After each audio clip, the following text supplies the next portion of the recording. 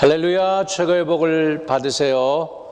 하나님께서 저와 여러분을 초대하셨습니다. 하나님이 초대한 이 자리에 여러분이 동참할 때 놀라운 은혜가 임할 줄로 믿습니다. 거룩하신 하나님, 우리를 초대해 주시고 말씀의 잔치를 열어주시니 감사합니다. 하나님께서 우리에게 주시는 그 말씀 받아 영혼의 양식이 되게 하여 주시고 우리를 살리고 우리를 고치고 우리를 회복하며 하나님 나라를 향해 더 가까이 나아가는 귀중한 말씀 아멘으로 화답하는 시간 되도록 도와주옵소서. 이 불초종 이 자리에 세워 하나님의 말씀을 대언하게 하여 주시니 감사합니다. 늘 부족한 것뿐이오나 주님의 십자가 뒤에 감춰주시고 오늘도 예수 그리스도와 능력만이 드러나는 귀한 시간 되도록 축복해 주세요. 구주 예수 그리스도 이름으로 기도하옵나이다. 아멘. 하나님이 저와 여러분에게 오늘 주시는 말씀은 사도행전 1장 8절이 되겠습니다. 오직 성령이 너희에게 임하시면 너희가 권능을 받고 예루살렘과 온 유대와 사마리아와 땅끝까지 이르러 내 증인이 되리라. 이 말씀은 저와 여러분에게 하나님이 주신 말씀입니다. 여러분, 성령이 우리에게 임하면 어떻게 될까요? 성령이 우리에게 임하면 능력을 주십니다. 권능을 받는다고 했습니다. 권능을 받으면 우리가 할 수 있는 게 뭘까요?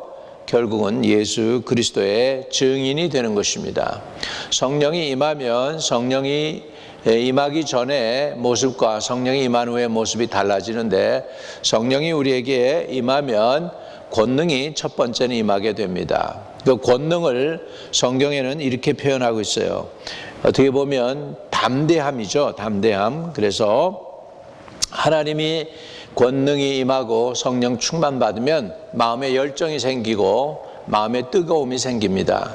그전에는 사람을 대할 때 그리고 만날 때에도 좀 의기소침하고 티밋했다면 성령 충만 받으면 확신이 생기고 담대함이 생깁니다.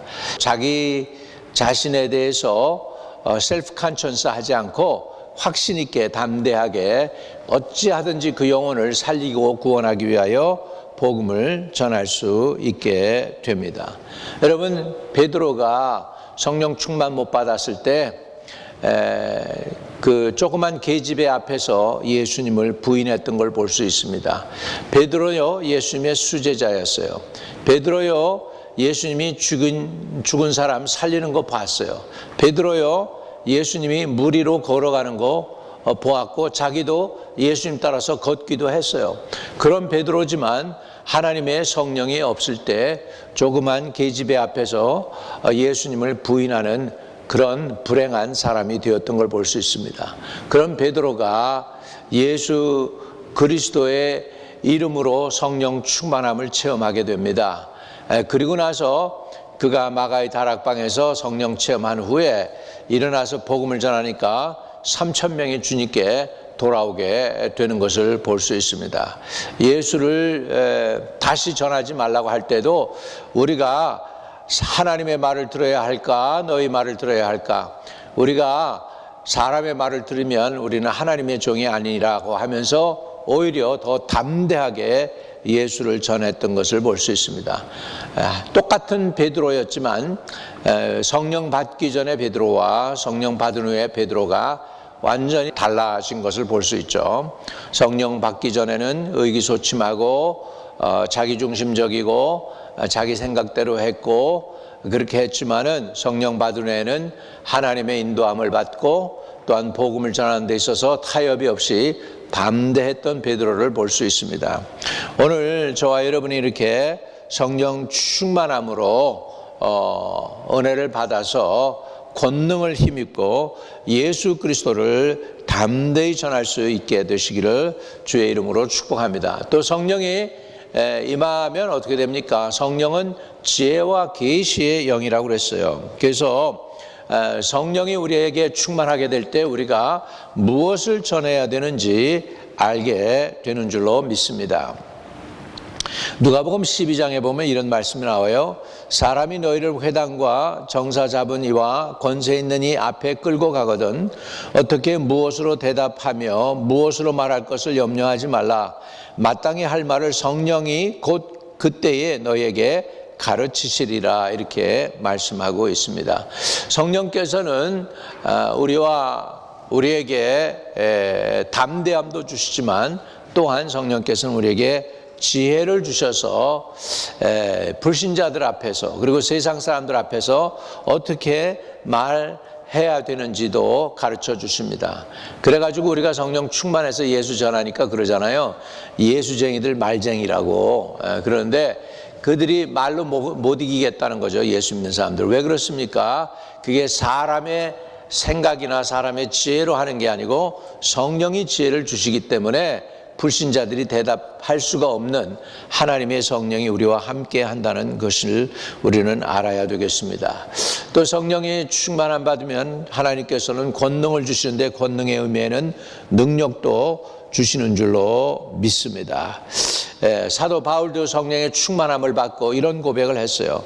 내 말과 내 전도함이 지혜에 권하는 말로 하지 아니하고 다만 성령의 나타남과 능력으로 하여라고 고린도전서 2장 4절에는 사도 바울이 이렇게 고백을 했습니다. 사도 바울이 자기가 복음을 전하는 것이 내 말과 내 전도함과 자기의 지혜와 권하는 말로 하지 아니했다고 합니다. 이게 다 성령을 의존해서 성령을 통하여 성령이 해주시는 말씀을 따라서 했다라는 것입니다. 여러분, 성령 충만하면 또 어떤 일이 있습니까? 큰 확신이 생기는 줄로 믿습니다. 그래서 확신 있는 증거와 여러분 확신이 없는 증거는 천지차이죠. 두 사람이 공원에 있습니다. 한 사람은 약을 팔았고요.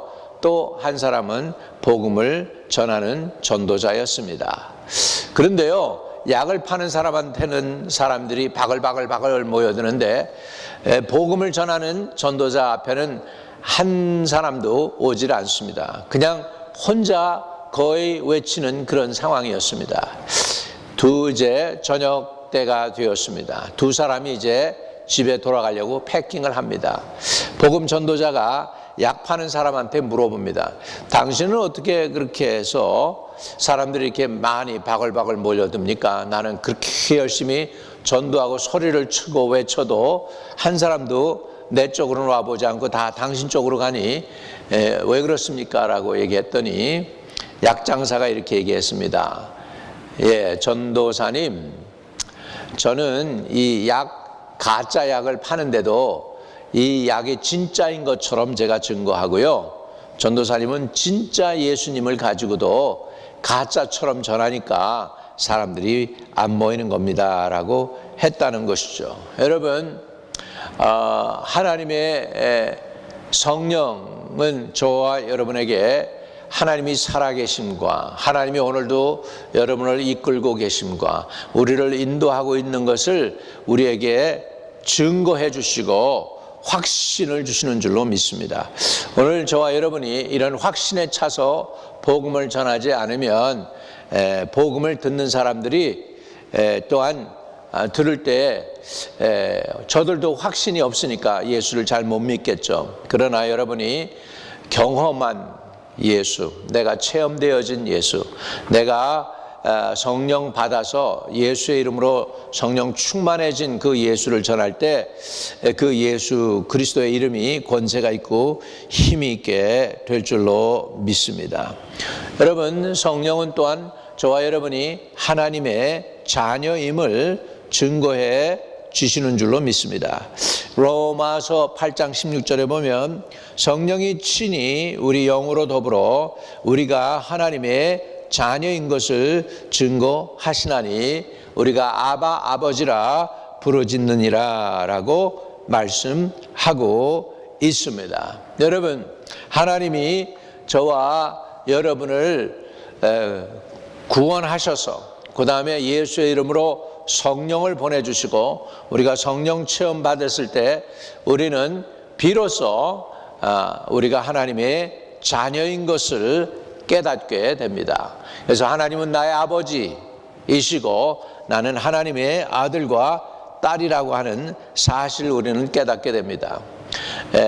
영접하는 자, 곧 그 이름을 믿는 자들에게는 하나님의 자녀가 되는 권세를 주셨다고 했는데, 우리가 예수 그리스도를 영접하게 될 때 예수 그리스도로 인하여 예수님이 우리 안에 들어오실 때 혼자 들어오시는 게 아니고 성령 하나님을 모시고 들어오시고 또 성부 하나님을 모시고 들어오셔서 성삼위가 저와 여러분 안에 충만하게 거하게 될 줄로 믿습니다.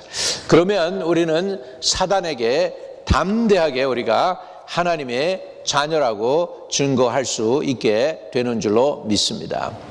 요한 1서 5장 18절에는 하나님께서 난 자마다 범죄치 아니하는 줄을 우리가 아노라.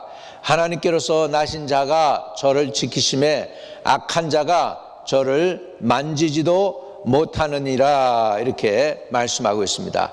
악한 자가 저를 만지도 못하느니라. 요한 1서 3장 9절에는 하나님께로서 난 자마다 죄를 짓지 아니하나니 이는 하나님의 씨가 그 속에 거함이요 저도 범죄치 못하는 것은 하나님께로서 났음이라 라고 말씀하고 있는 것입니다.